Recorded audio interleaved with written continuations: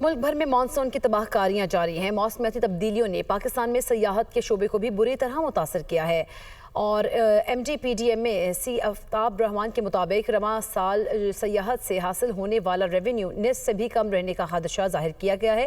مزید بتا رہی ہیں دنیا نیوز کی نمائندہ فوزیہ علی، جو کہ اس وقت M D P T D C Aftab Rehman کے ساتھ ہی موجود ہیں۔ جی فوزیہ، بتائیے گا مزید انہوں نے کیا کہا ہے؟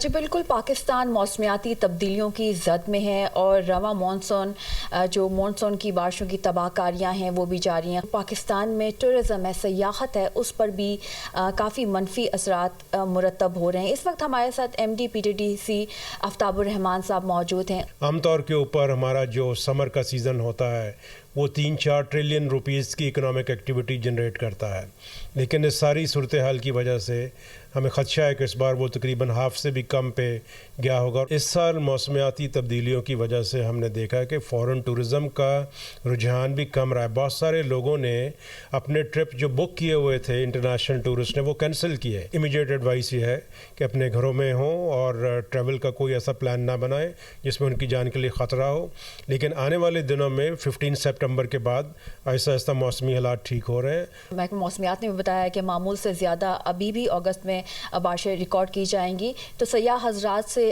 یہی گزارش کی جاتی ہے کہ وہ گھروں سے نکلنے سے پہلے ان تمام ایڈوائزریز کو ضرور دیکھیں تاکہ اپنی اور اپنے پیاروں کی جان محفوظ بنا سکیں۔ جی